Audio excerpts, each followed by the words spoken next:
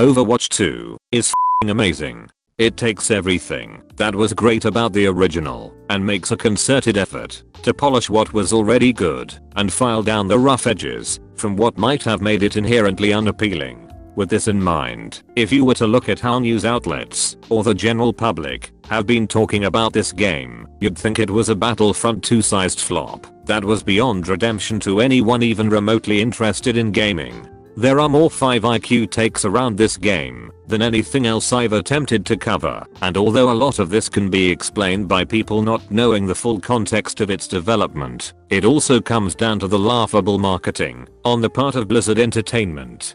The story of Overwatch 2 is a long winding road going back several years, and unless you've been intently keeping up with every little detail, you'd be forgiven for thinking its very existence makes very little sense. A few years back, Blizzard executives would tell shareholders that the company planned to focus more on using its many extremely valuable franchises and foster a more sequel-based business model. This would make sense for a series like Diablo, which hasn't had a mainline entry in 10 years, but for a live service title like Overwatch, the strategy would be slightly more complicated.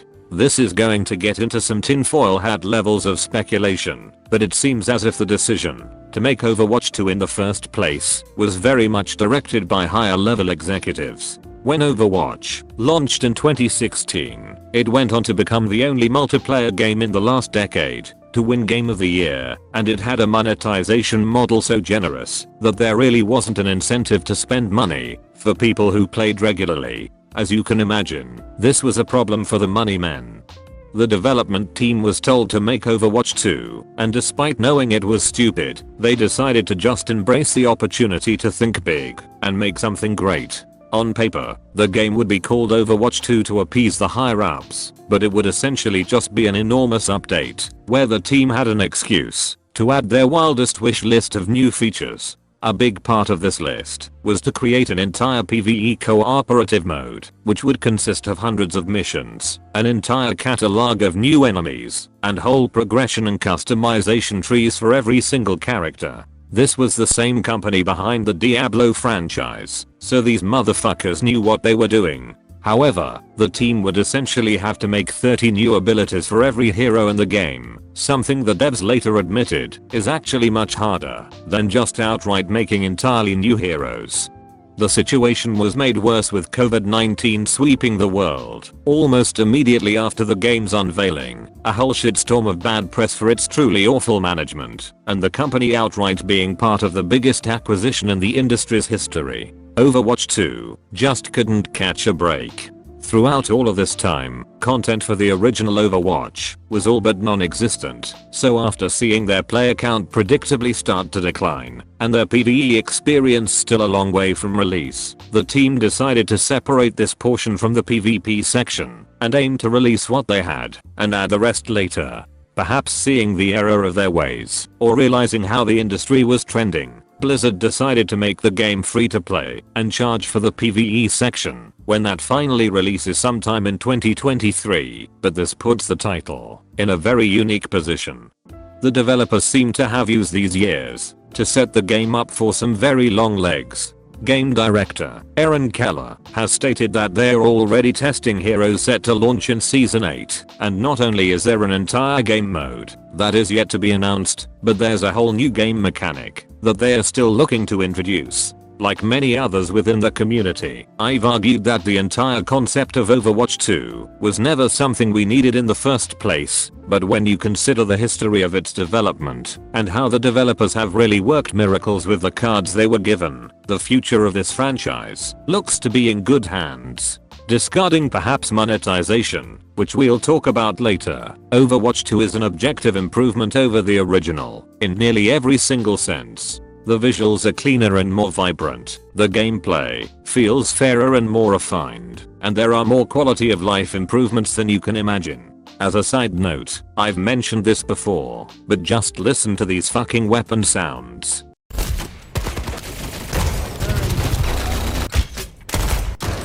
The biggest change to the standard format is the introduction of the new 5 vs 5 team sizes, dropping a tank from each team to make the class feel more important. Although many in the community weren't a fan of this addition, I myself am entirely on board. The tank role, which can historically feel pretty fucking miserable to play, has never been more fun.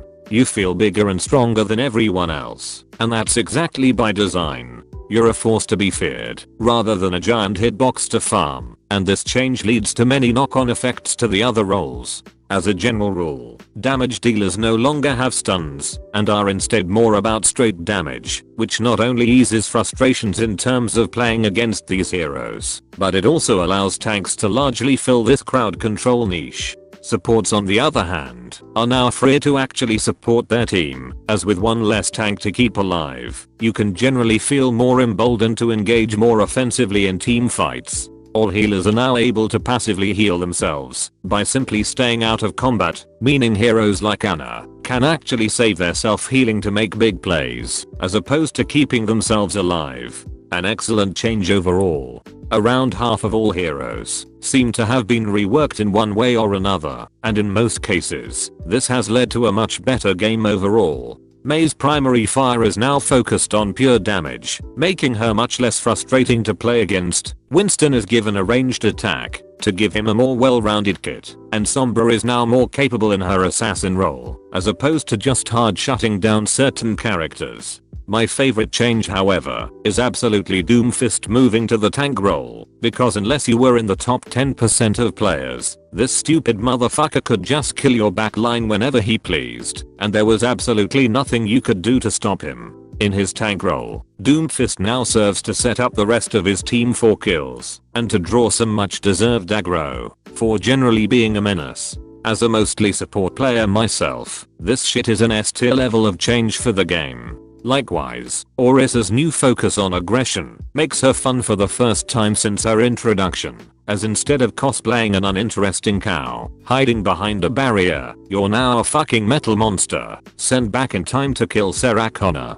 Going into this new game format, I had assumed tanks like D.Va and Wrecking Ball wouldn't be able to compete with the likes of someone like Reinhardt, but after testing them for myself, they actually seem to fit in pretty well.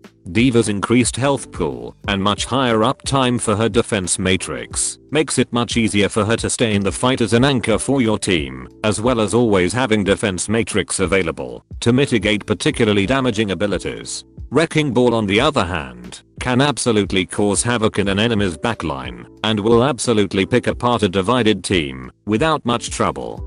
In terms of the new content additions for Overwatch 2, I'm personally very satisfied. All the new maps are so fucking gorgeous, and even for the most adamant of Overwatch detractors, it's hard to argue that the art team are absolute masters at making such vibrant and picturesque places to fight. There are 6 new maps available at launch, and they all seem to learn from the team's earlier mistakes, but we won't be mentioning any past maps in particular. With this said, we also lose the 3 remaining assault maps of Temple of Anubis, Volskaya Industries, and Hanamura, the latter of which was my personal favorite map from Overwatch 1. Many players disliked the assault game mode entirely, and I'm entirely sympathetic to this sentiment, but it's my hope that the team can one day rework these old maps into one of the remaining game modes. The good news, however, is that due to the game's new seasonal system, every 9 weeks we'll see either a new hero or a new map introduced into the game, and personally, I'd much rather have this steady stream of new content as opposed to getting everything at launch.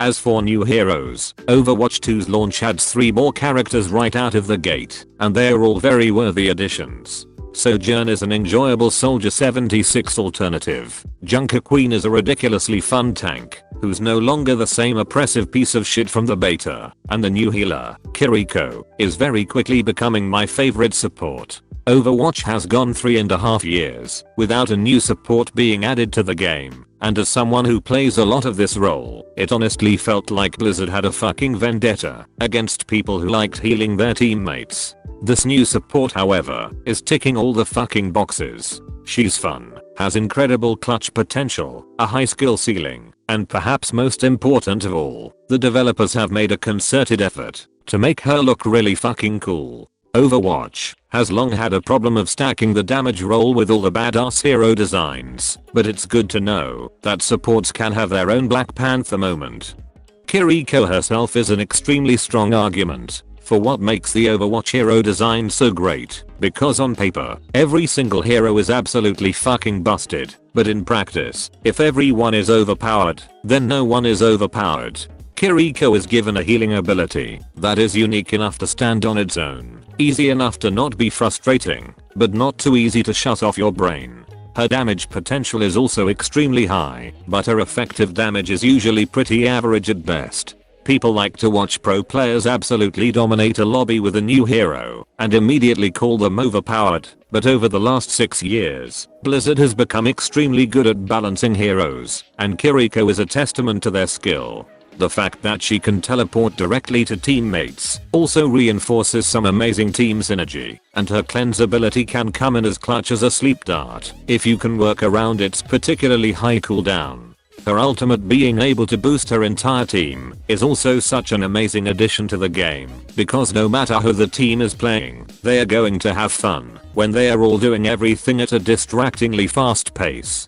The developers have actually stated that they intend to start balancing the number of heroes across all roles, meaning they won't introduce the next damage hero until at least 2024, and holy fucking shit, if this isn't the best news in the world, if you're a flex player in any sense of the word. If Kiriko is an indicator for the quality of new heroes coming every 18 weeks to Overwatch 2, then the future of the franchise is very bright indeed.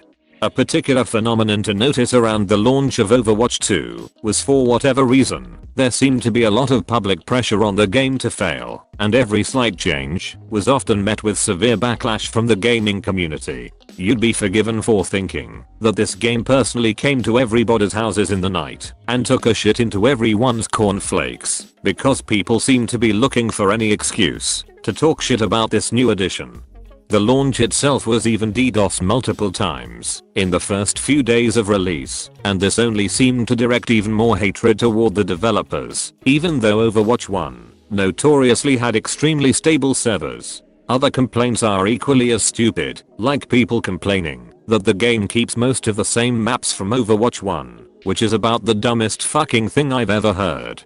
With this in mind, there seems to be a divide between people who played Overwatch 1 regularly and those who haven't. For example, in Overwatch 2, new players are now required to play 100 matches to gradually unlock all base Overwatch 1 heroes in a system designed to ease new players into the game. Although to the general public, this might seem like the developers are purposely taking away content for new players to create a sense of progression, regular players will know that this couldn't be further from the truth. Anyone who's ever seen a single fucking person pick up Overwatch for the first time will know that locking certain heroes from the very start is the kindest thing Blizzard could have done. If you give a brand new player Wrecking Ball when they're first starting out, they'll get more fucked up than your ex-girlfriend on prom night, and they'll very likely decide that maybe Overwatch isn't a game they'd like to play. 100 games are fucking nothing in the world of Overwatch, and considering you can't even play competitive until you score 50 wins anyway, it's clear that this was intentionally made with the best interest of new players in mind.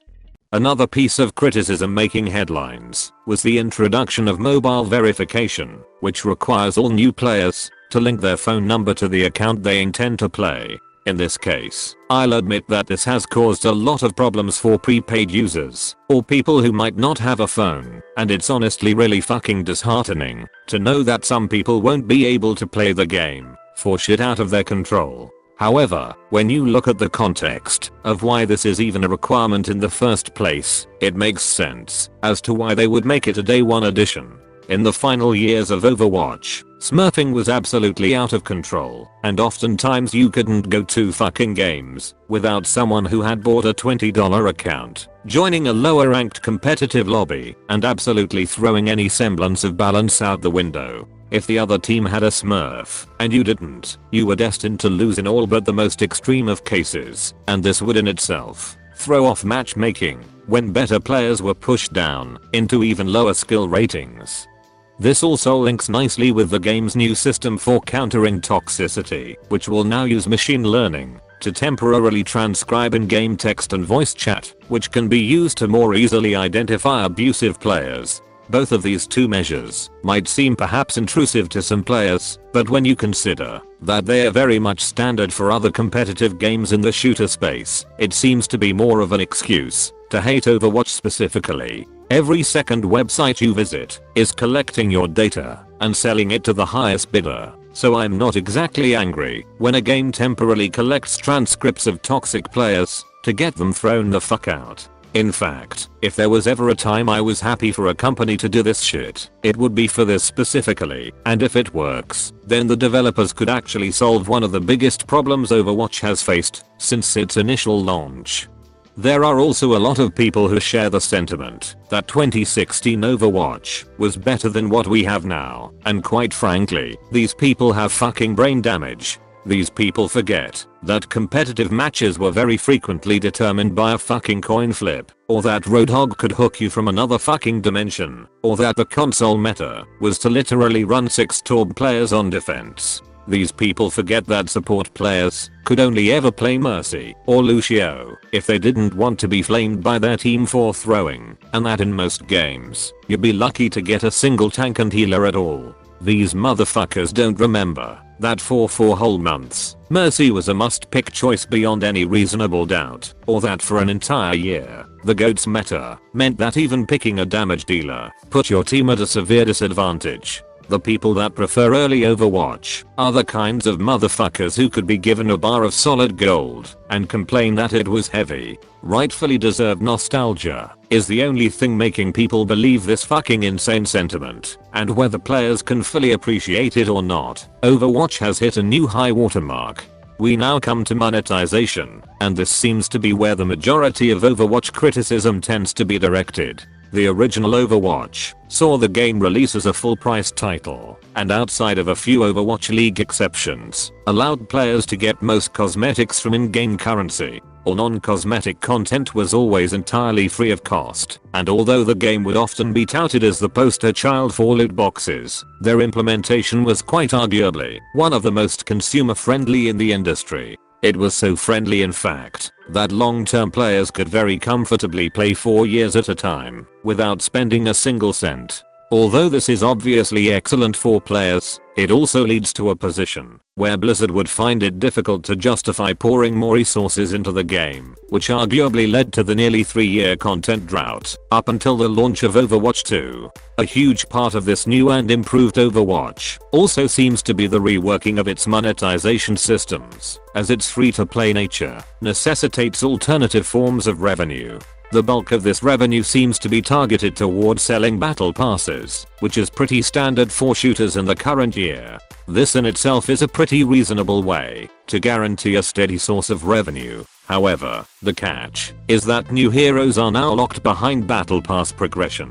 This means that those who pay for the premium track can play the new heroes immediately, while those who don't are now required to grind around 2/3 of the way through. The decision to do this in particular has tended to split the community, as for a game which has historically been exceptionally generous, locking what are essentially game mechanics behind a paywall isn't something to be taken lightly.